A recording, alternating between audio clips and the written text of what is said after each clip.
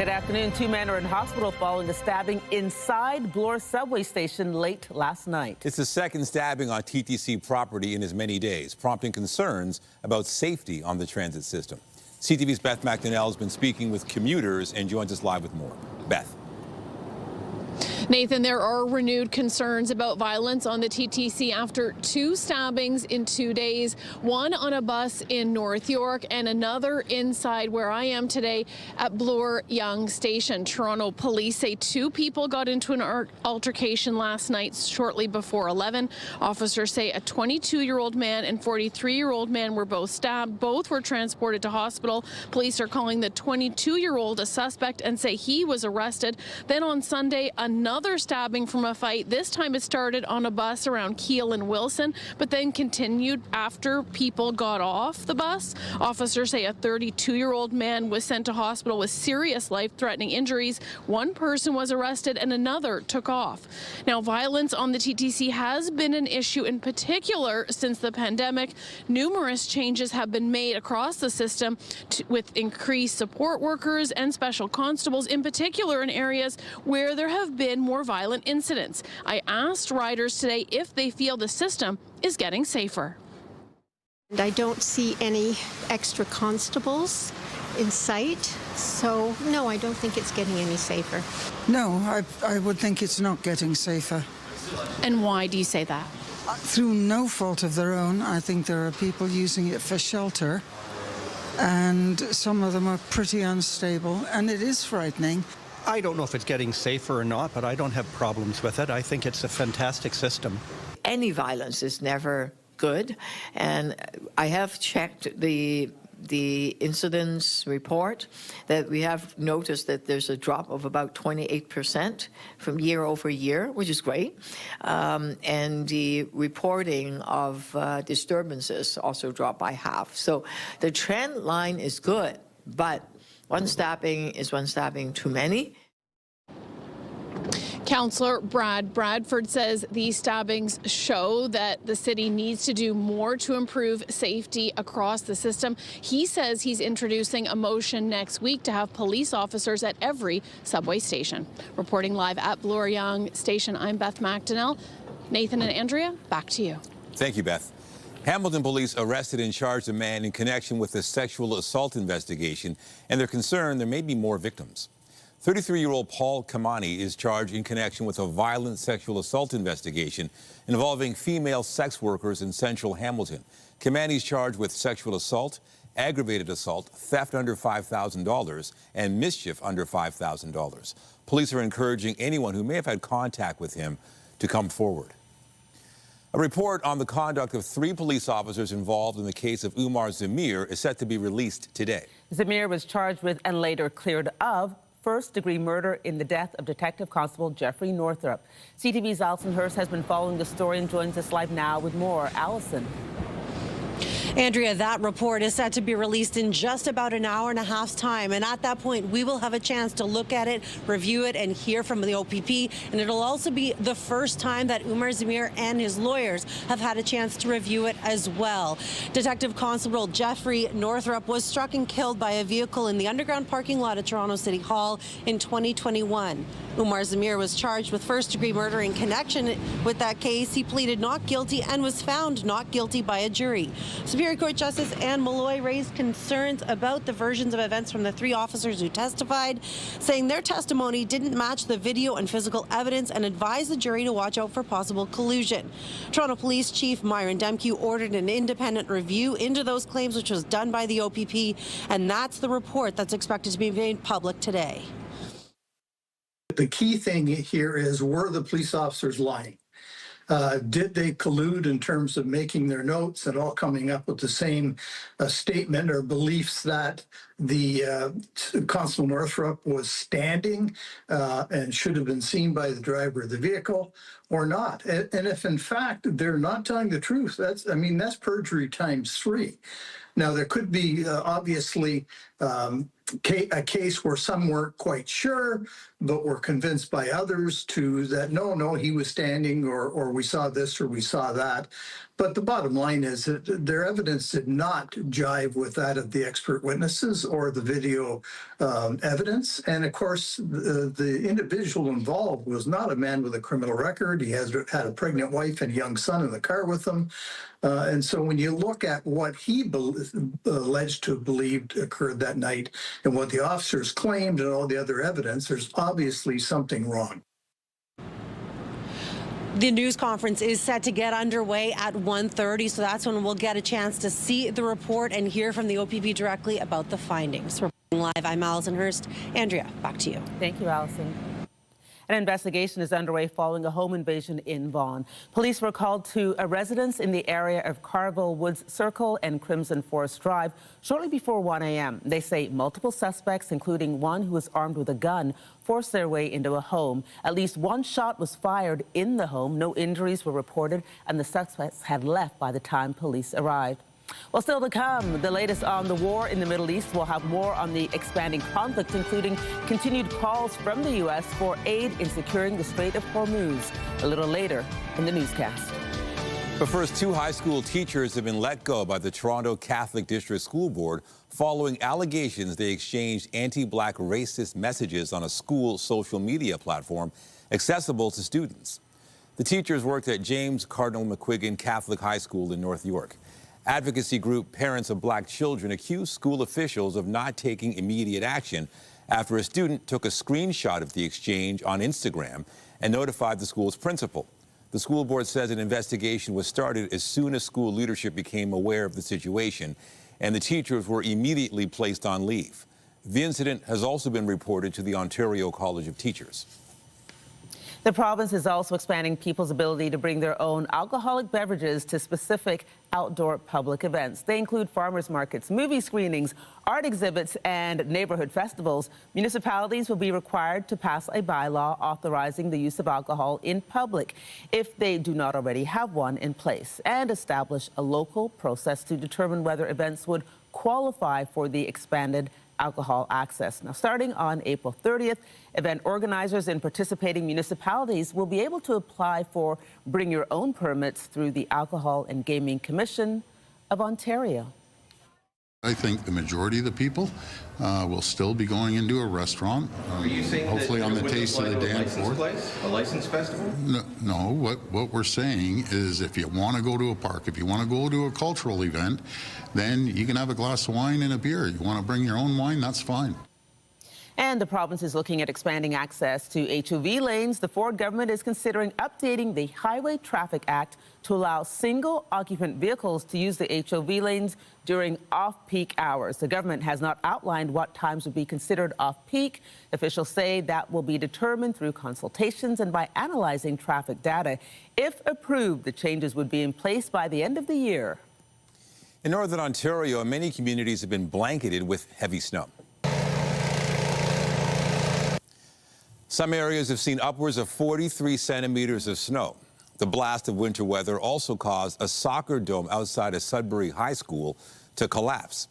Environment Canada has issued orange-level snow squall and winter storm warnings for areas west of Toronto. We got more news in a moment, but first, a live look at the city this afternoon and a check on the forecast. And clearly, winter is not over. We're getting sub-double-digit temperatures with that wind chill feeling like minus 20 this morning. Hopefully, temperatures will eventually get back to normal. Lindsay Morrison has a look at the current conditions. Hey, Lindsay. Hey, Nathan, I'm going to remind you of the fact that just before noon yesterday, our temperature in Toronto was 13 degrees. And this morning, the temperature itself was minus 11. So that's about a 24-degree temperature drop in less than 24 hours. We've rebounded since then. We're at minus 6 degrees. Still feels into the minus teens just about everywhere. Still feeling like minus 20 in the Peterborough area, thanks to some pretty gusty winds that we continue to experience today, along with those snow squalls that we were warning you about off Lake Huron for the most part. And there are still snow squall warnings in place. Also a special weather statement in effect, warning of blowing and drifting snow. So perhaps that's the bigger concern today. Reduced visibility on the roads as opposed to just how much more snow could accumulate here locally. These are sustained winds around 40 kilometers per hour out of the west, gusting upwards of 50K. There is still a special weather statement in place warning of the gusty winds for today. We're anticipating that we're going to climb to about -3 degrees today, and then slowly we will climb out of freezing territory. We'll take a look at your forecast for the rest of the week coming up. For now, Nathan, back to you. Thank you, Lindsay.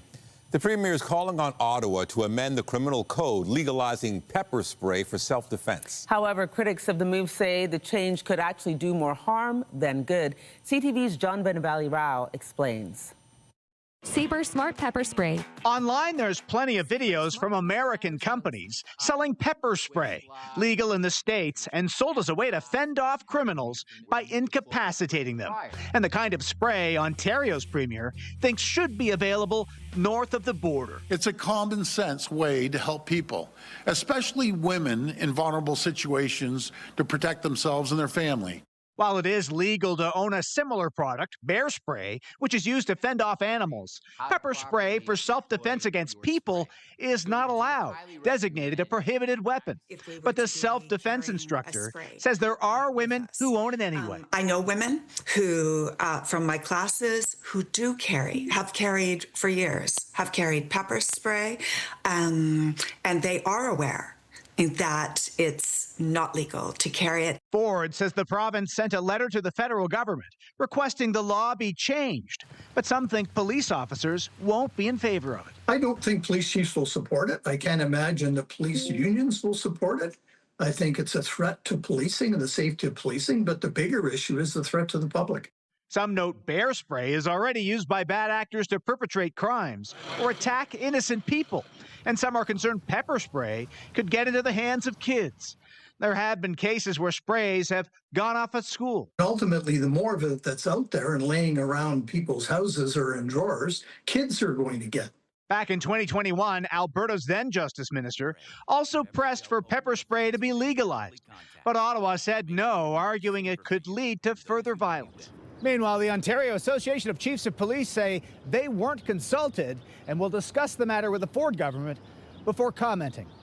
Vennavally-Rao, CTV News, Toronto.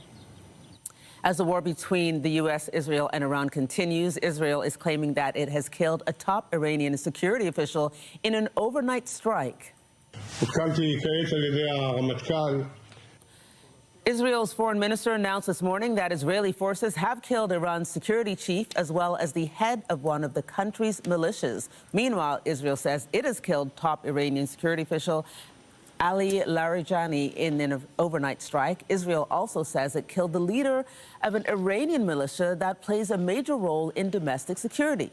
Speaking earlier today, Israeli Prime Minister Benjamin Netanyahu confirmed the killing, saying that Israel is undermining the regime in the hope of giving the Iranian people an opportunity to remove it. Video shows the aftermath of a strike on the Iranian Space Research Center in Tehran. Smoke could also be seen rising from a nearby police building from strikes on Sunday. According to Iranian officials, at least 1,300 people have been killed in the ongoing strikes. Meanwhile, at least 13 U.S. military members have been killed in the war. Earlier today, a wave of drones targeted the U.S. Embassy in Baghdad amid ongoing attacks by Iran-led proxies. The embassy's air defenses were able to shoot the drones down, but the building was reportedly struck with shrapnel. Meanwhile, a drone attack in the United Arab Emirates ignited a number of fires at an oil facility on the shores of the Gulf of Oman. Iran has regularly targeted its Gulf neighbors amid the ongoing war. Also today, a tanker anchored off the coast of the UAE was hit by debris during waves of Iranian attacks. The UK Maritime Trade Operations Center says the vessel was in the Gulf of Oman when it was hit. No injuries and only minor damage were reported. And Israel has also launched more strikes into Lebanon. The Israeli military says it has also begun limited ground operations in Lebanon, targeting the Iran-backed Hezbollah militant group. Israeli strikes have displaced more than 1 million people in Lebanon, which accounts for roughly 20% of that country's population. Lebanon's government says roughly 850 people have been killed by Israeli strikes. And U.S. President Donald Trump is continuing to call on allies to protect the Strait of Hormuz. So far, many of the nations Trump had reached out to have indicated they will not be taking part in any operation. Today, the European Union's foreign policy chief stated the door is not fully closed to some form of participation. Nobody is ready to put their people in harm's way in the Strait of Hormuz. But like I said, we have to find, diplomatic ways to keep this open so that we don't have a, food crisis, fertilizers crisis, energy crisis in the world. Meanwhile, Canada's Foreign Affairs Minister says international shipping lanes like the Strait of Hormuz should not be weaponized. There should be no weaponization of international shipping lanes and prevention from countries around the world having the resources that they need. In fact, blocking the Strait of Hormuz violates the UN Convention on the Law of the Sea, UNCLOS, as well as customary international law, and ships from all countries have the right to pass through. This is a very important point that I'm working with countries from the Gulf region and around the world on. Anita Anand says it's of the utmost importance to Canada to find paths towards de-escalation in the Middle East and preserving civilian life and infrastructure. The instability in the Gulf is continuing to cause oil prices to fluctuate. West Texas Intermediate crude is up by more than 1% this morning, trading at more than $94 a barrel. And the price at the pump has risen in some provinces today. British Columbia has the most expensive gas, selling for more than $1.85 per litre on average. The Northwest Territories saw the biggest increase, with the price jumping nearly 4 cents to $1.82 per litre. Ontario also saw a 1.8 cent jump to $1.61 per litre. Meanwhile, the cheapest gas is in Alberta at just under $1.53 a litre. U.S. President Donald Trump's top counterterrorism official, Joe Kent, is resigning over the war in Iran. In a statement issued this morning, Kent says he's decided to resign from his position as director of the National Counterterrorism Center, effective today. He goes on to say that he cannot, in good conscience, support the ongoing war in Iran. Kent adds that Iran posed no imminent threat to the United States, adding that it is clear that we started this war due to pressure from Israel and its powerful American lobby. Kent was confirmed to his post last July. A new poll shows a majority of Canadians are opposed to this country's military becoming involved in the war in the Middle East. 74% of people surveyed by the Angus Reid Institute says the Canadian Armed Forces should stay out of the war. Meanwhile, 10% say Canada should get involved in Iran, while 15% say they're not sure. Prime Minister Mark Carney has already told Parliament that Canada will not participate in the campaign. New data shows home sales across the country continued moving at a slow pace in February, although activity began to pick up at the end of the month. CTV's Annie Bergeron-Oliver joins us live now from Ottawa with a close look at the numbers. Annie, what can you tell us about the data? Hi, Andrea. Well, the latest data from the Canadian Real Estate Association shows that the housing market in Canada seems to continue to be sluggish, with slower sales and less inventory than there has been. If you look at the sheer numbers, nationwide, sales were down 1.3% between January and February. Number of new listings, that was down 3.9% in that same time period. And then if you look at the benchmark home price, well, that's down 4.8% to an average of $661,000. What's super interesting specifically for your viewers, Andrea, is that the Canadian Real Estate Association does say that there was something strange going on in the Windsor to Toronto corridor. And they actually say that the drop that was experienced within about a 2-month period from sort of December to February was around 25 to 30%. But they believe this has to do with weather, because the region between Windsor and Toronto got some really bad snowstorms and extreme cold at the end of January and the beginning of February. And the Real Estate Association says they think that because of that, there were fewer people going to open houses and looking for houses. And so maybe that's why the numbers seem to be a little bit lower than they expected in that region. So they are expecting things to start picking up once the spring market hits, not just in that sort of Windsor to Toronto corridor, but in the rest of the country as well, Andrea. Annie, when you think of Windsor to Toronto, there's a lot of industry. There's been a lot of change in the job market. So potentially that could have an influence. What do you think are the major factors influencing the market? Well, the one was that weather. They said specifically in that corridor, the weather and the real cold did impact it. But the Real Estate Association has been saying for several months that there's a lot of economic factors here that are making people hesitant to jump in. There's a lot of first-time home buyers who are sitting on the sidelines. They were waiting for mortgage interest rates to really hit bottom. They're now around 4%. And a lot of those first-time home buyers as well were waiting for the market to cool. The report does show that most markets in Canada are actually doing pretty well. However, Ontario, British Columbia and Alberta are still seeing some moderations and some drops. There are also some economic factors at play here. We've seen higher unemployment, lower job numbers. There has been some hesitation, according to economists, when it comes to tariffs. And now there is some questions about, well, how will the war play into it, especially given that we are expecting to see some higher inflation potentially next month due to higher gas prices. And how does that affect consumers, their buying, and their savings as well? So again, the Real Estate Association is saying they're expecting to see more inventory get into the spring market, which is common, and they expect to see more first-time home buyers jump in because things do seem like they're stabilizing a bit. Those higher interest rates now around 4%, which, yes, is higher than 2020 or 2021, but that's still fairly moderate. And as well, the housing is starting to come down, but they're moderating as well. And so they do expect more people to get in. But again, there are a lot of economic factors still at play that may lead to some hesitation. And there may be some first-time home buyers, according to real estate agents, who don't think that the market has quite stabilized enough yet for them to comfortably jump in, buy a house, feeling confident that the market's not going to continue dropping and they'll lose money shortly after buying a home. Andrea. Wow, thanks. That's a lot to consider. Thanks, Annie Bergeron-Oliver in Ottawa for us this afternoon. U.S. President Donald Trump is floating the idea of taking control of Cuba as the country experiences another major blackout. I do believe I'll be having the honor of taking Cuba. That'd be good. That's a big honor. Taking Cuba. Taking Cuba in some form, yeah. Taking Cuba. I mean, whether I free it, take it, I think I could do anything I want with it. You want to know the truth? They're a very weakened nation. It's the third major blackout to hit Cuba in recent days as the country deals with an energy and economic crisis. Cuba's energy ministry says it has experienced a complete disconnection of the nation's electrical system, and crews are slowly restoring power. The island's been cut off from any oil shipments for the past 3 months. Hundreds more flights have been canceled or delayed in the U.S. today, a day after powerful storms swept across the eastern half of the country. Thousands of flights were impacted yesterday. It comes as travelers are facing additional issues at airport security checkpoints due to the partial U.S. government shutdown.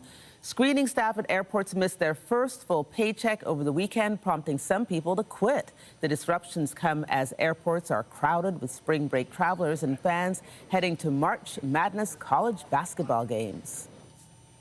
Well, there is an ongoing situation at the Canada-U.S. border in British Columbia, which officials may not be sure how to handle. A cuddly culprit is flaunting international law on a daily basis. CTV's Sinjin Alexander has more on the border jumper. This is Zero Avenue in South Surrey, and these picturesque homes sit smack on the border.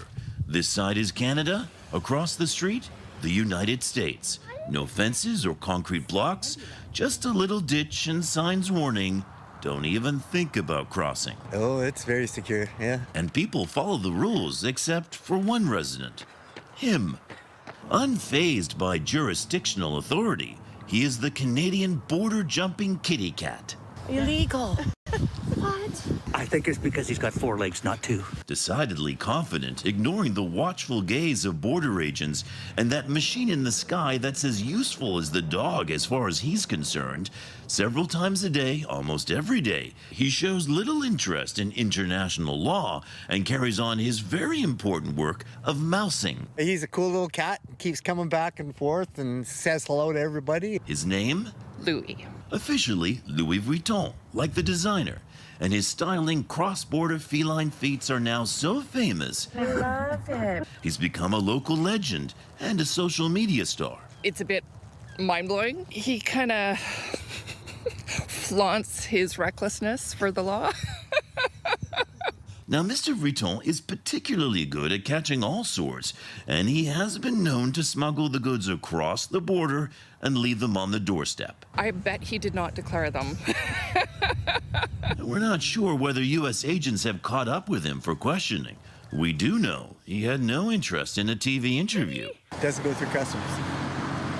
He's got a passport. If he did, it would show the cat who turned 6 on July 1st, Canada Day, will hop back over the line when he's good and ready. St. John Alexander, CTV News, Surrey. Well, it's nice to see lots of green grass where Louis lives. Not so much the case here in the GTA. Bit of a painful morning for so many of us with snow and a lot of ice coating cars and walkways once again. We are expecting that the temperature will remain below freezing today. -3 for a high, wind chill -10. I'll remind you again of the fact that we climbed to 13 degrees yesterday, and we should be closer to about +5 this time of year. It is a bit of a temperature roller coaster as we make our way through the week. Little surge in warmth by the time we reach Thursday, but some mixed precipitation to go along with that. Details after this break here on CTV News at noon. Stay with us.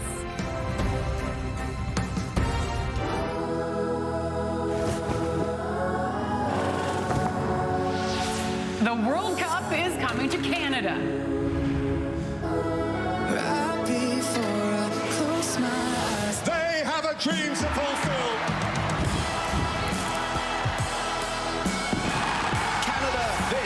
Is the moment we've all been waiting for. That's what they came for!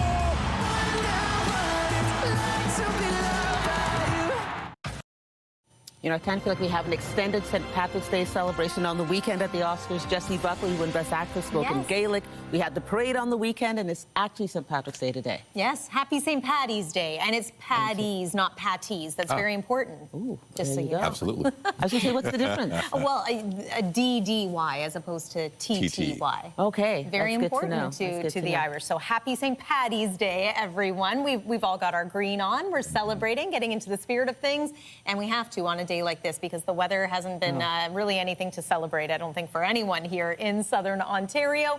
But as we make our way through the rest of the week, I think there'll be something to smile about. As weather is brought to you by the Presler Law Firm Injury Lawyers. You don't pay unless they win. Here's something we're smiling about today. Look at the live scene from Dublin, Ireland. Dublin's fair city. Yeah, that's a busy spot to be today. And you know what? The weather's a little better in Ireland today than it is here at home. Right now in Dublin, it is 12 degrees with mainly cloudy skies. Not bad at all. I saw a couple of jackets there, but also a few T-shirts.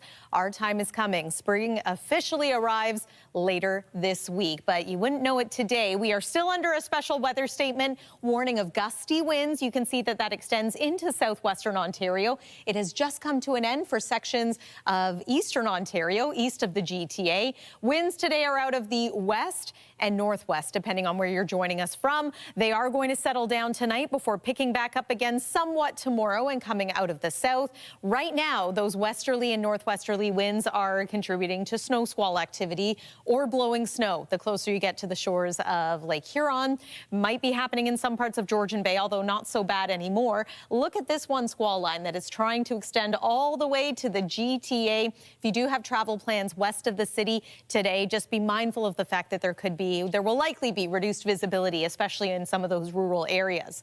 As we make our way through the next couple of days here, we are anticipating a parade, if you will, of clipper systems. So there's one, here comes another. It's going to be ongoing days of active weather, especially starting Wednesday night and then continuing into the weekend. So we've set this in motion. Let's pause it as we make our way into Wednesday evening. Maybe a trace to a centimeter or two of snow there. Then into Thursday, some more widespread snow is going to begin in the afternoon. There's a bit of a mixing line, so some areas could see rain versus snow. Again, this is for your Thursday, but the temperature is going to be quite mild that day, and I'll get to that in just a moment. Again, it's not so much the accumulating snow at this point today. It is the blowing and drifting, but we might see a couple of additional centimeters here in the GTA as we make our way closer to the weekend. It's still -6 degrees right now. Overnight tonight, we drop to -10 for a low. Wind chill -15. There's tomorrow. An increase in cloud cover is expected, and -1 is the forecast daytime high. Just want to remind you of the fact that astronomical spring begins on Friday. This is what many of us refer to also the vernal equinox, so we will be celebrating that. However, high of 6 degrees Thursday, 5 degrees on Friday. Chance of rain or snow Thursday, Friday, and into the day on Saturday. That's the weather for now. Nathan, over to you. Thank you, Lindsay. March break is underway, and if you're looking for indoor options, the AGO has something for kids, teens, and adults where you can create a work of art that will go on display at the gallery. And that's where we find our Jessica Smith crafting up something fun. What are you making? So I'm attempting to draw a mouse or a raccoon, but I'll be honest, my skill set is vast, but it doesn't include art. But I'm going to practice as I'm here throughout the day today. I'm joined by Tiana. We're here at the AGO for March break, and what we're working on right now is going to be on display here at the AGO as a part of your March break activities. Explain to me what this is and what you guys have going on, because you have so much fun stuff this week. You got it. So this is March break at the AGO. We've got 9 days of art making all throughout the whole building.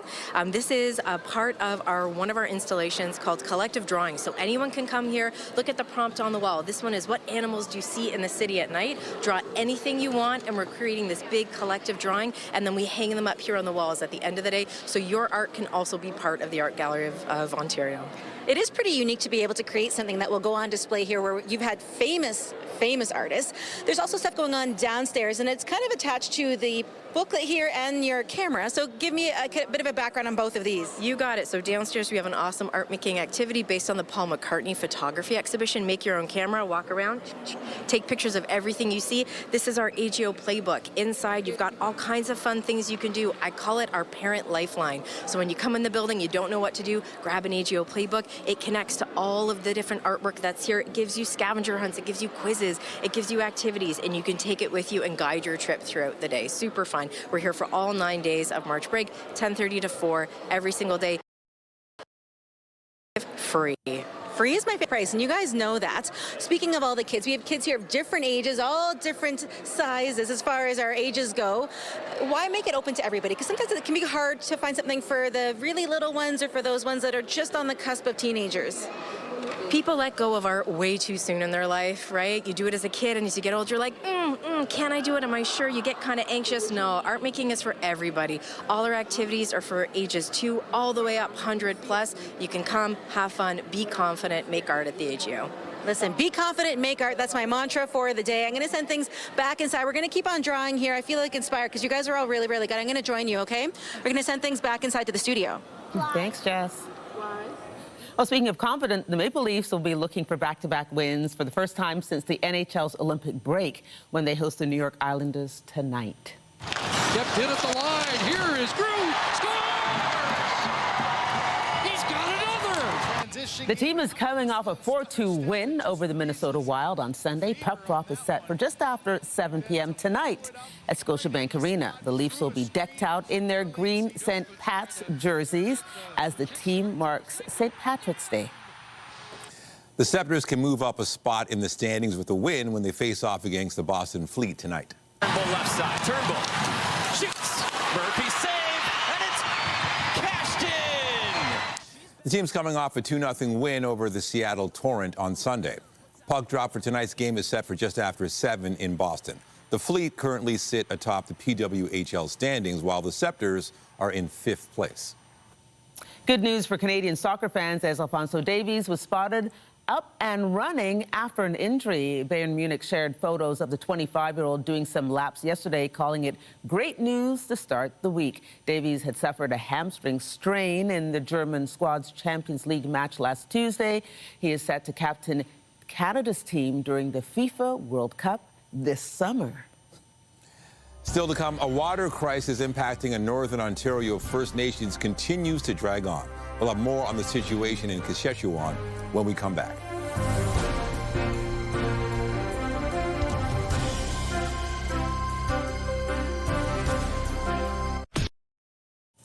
The water crisis in a Northern Ontario First Nation is dragging on after nearly 2 months, with families still displaced. CTV's Alex Carper visited Saskatchewan First Nation, where daily life remains a struggle for many residents.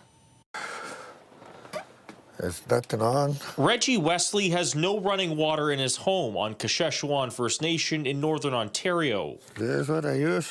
Instead, he's forced to collect water from different places. And these are all our water bottles here. He stores bottles throughout his home just to get through daily tasks like cooking, cleaning, and drinking. I had to go to the water plant to go get water, and I had to go to my nephew's to take showers. Wesley has been scrambling to get water running in his home for over a week now, but worries it may be much longer until it's working again. I'm looking at it maybe another 2 weeks maybe, or until springtime is thawed out.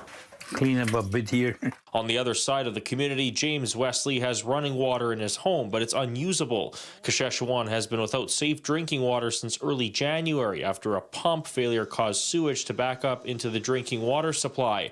About 1,800 people have been evacuated, including most of Wesley's family. I feel the emptiness, the displacement of my kids, my grandkids. Evacuees from the community have been sent to several places, including Niagara Falls, where many voiced concerns at a town hall with Indigenous Services Minister Mandy Golmasti over the weekend. We experienced it. Residents still in Saskatchewan shared similar frustrations Monday during the minister's visit. I'm trying to make sure that they have the resource that they need. We're here to focus on mobilizing them, on keeping people secure, giving them the supports that they need. This can be an extremely traumatic process. Beyond the water crisis, community leaders have long called on the federal government to relocate Saskatchewan, which sits on a floodplain. Residents run the risk of evacuations every spring. People are tired, very tired now with these ongoing issues that are happening in the community. While conversations are happening and work is being done to fix the issues in the community, it's expected that the folks who are forced to evacuate may not be able to return home for another 2 months. Alex Carpa, CTV News, Saskatchewan First Nation in Northern Ontario. Still to come, Nvidia has released upgrades in an effort to promote the creation of AI agents. We'll have those details when we come back. Get Toronto's top stories, breaking news alerts, and watch live. Download the CTV News app.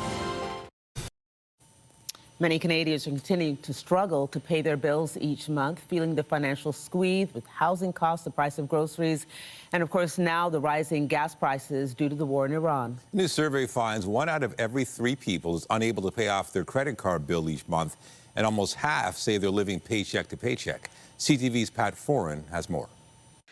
Credit card interest rates in Canada can be 20 to 24%, but some cards can be as high as 30%. It's wise to pay off your balance every month to avoid interest charges. But a new survey by Vivi Data found 36% of Canadian credit card holders carry a balance and rely on credit cards when they're short of money. And 49% feel they're living paycheck to paycheck. Grocery shopping is really difficult. It's really hard to get good quality fruits and vegetables and protein at a reasonable price.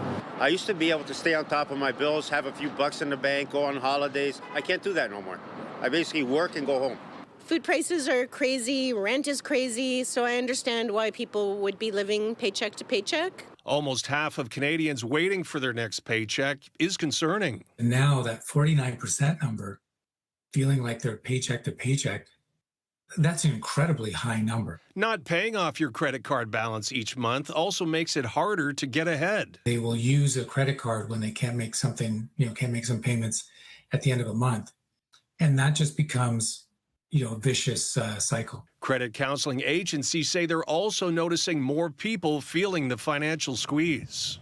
People were stretched before this new war in Iran. The price of food, the price of housing, it's all been really, really expensive. But surprise, now you're paying an extra 16 or 20 cents a litre on gas. The survey also found 58% said they have less disposable income than before, and 71% say rising costs are reducing how much they can save.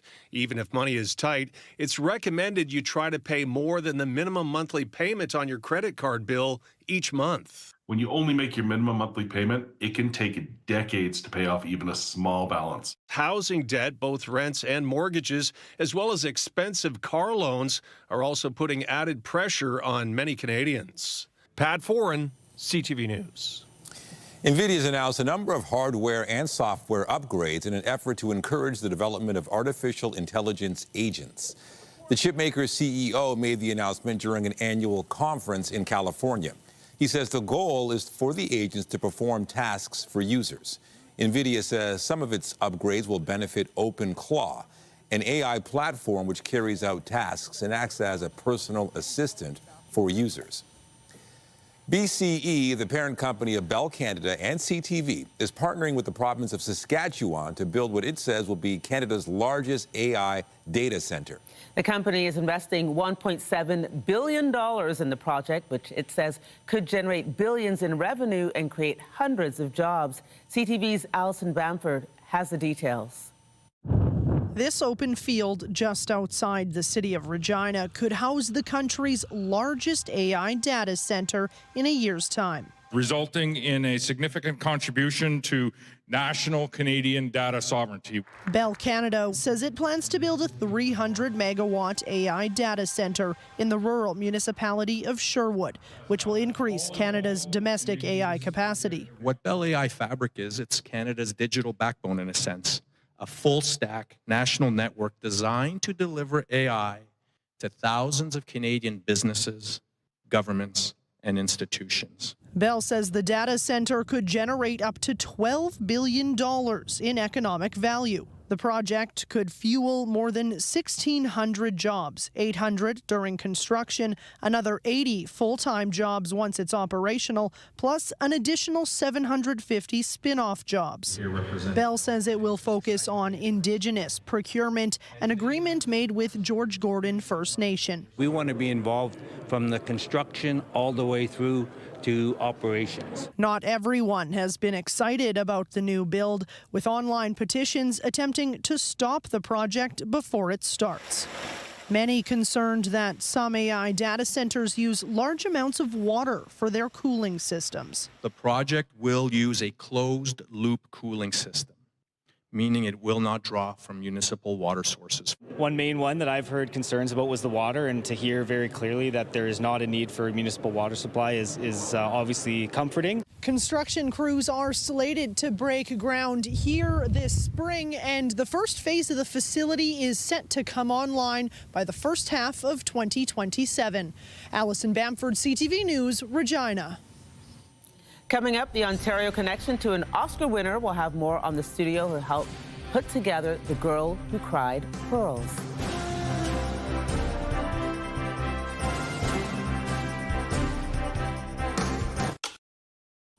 No doubt the Canadians who won are still basking in the glow of their Oscar wins on Sunday, including two filmmakers from Quebec who won for Best Animated Short Film. While The Girl Who Cried Pearls takes place in Montreal, part of the project was put together here in Ontario. CTV's Alexandra Holick explains.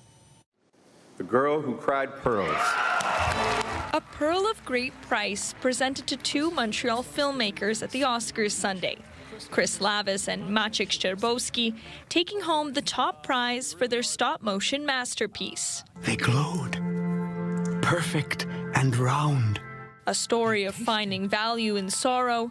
It's set in 20th century Montreal. A boy living in poverty becomes rich and falls in love with a girl whose tears turn to pearls. Of all the treasures in this entire room, can you guess which is most precious? Stratford Festival veteran Colm Fior voices most of the 17-minute puppet production. Colm was quite free to read the way he wanted to read. He wasn't kind of locked into anything in particular. And then sort of the magic happens. That magic happens here at Fred Smith Studio in Kitchener. We pulled it off in about an afternoon and had an enjoyable day, and it was basically a regular day at the office here for me. Fred Smith has been in the recording business for more than 40 years and has worked with Fior for nearly 3 decades. It was very good, very intense. They know what they want there, and Column can deliver exactly what they want. It would seem someone has discovered my secret. Smith says it's no secret the studio aims to give the Oscar treatment to all its clients. We work as hard on that as we do on every single little project or big project that comes in. We don't treat anything any differently. Offering these pearls of wisdom to aspiring artists. If you truly believe in what you're doing, then don't let anything stop you from trying to pursue whatever that is that you want to pursue. And personally, I still find it beautiful. The Girl Who Cried Pearls is free to watch on YouTube and the National Film Board's website. Alexandra Hullick, CTV News, Kitchener. All right, again, it's St. Paddy's Day. You could probably tell by all the green we're wearing, and I'm guessing if you're heading out, a thick green coat would be a good idea. Maybe a scarf, maybe some green mitts if you have those also, because St. Paddy's Day is often when we start to see a transition to spring-like weather, but not so much today. Here's one more look at what we're dealing with, and I will say we're starting to see some of these snow squall warnings and special weather statements come to an end, including here in the city of Toronto. However, still windy, still looking at blowing snow, especially west of the GTA. If your travel plans today take you there. Snow squalls once again blowing across the southern part of Ontario. Overnight tonight, cloud cover is going to clear. We drop to a low of -10 degrees. And yes, it's going to feel into the minus teens again, waking up tomorrow morning. But this is an improvement for tomorrow afternoon. -1 for the high. Some sun will mix in with cloud cover. And then Thursday, we are milder, +6 for the high, but we are looking at rain or snow. And then mixing is possible for Friday and for Saturday. Temperatures, though, remain seasonably mild for those couple of days. Nathan and Andrea. Okay, not too bad. Thank you, Lindsay. And that's it for CTV News at noon. Remember, you can get Toronto's breaking news all day long on CP24 and at ctvnewstoronto.ca. For Lindsay Morrison and all of us here in front of and behind the camera, I'm Andrea Case. Have a good afternoon. And I'm Nathan Downer. Be sure to join us later for CTV News at 5 and 6. Have a great day.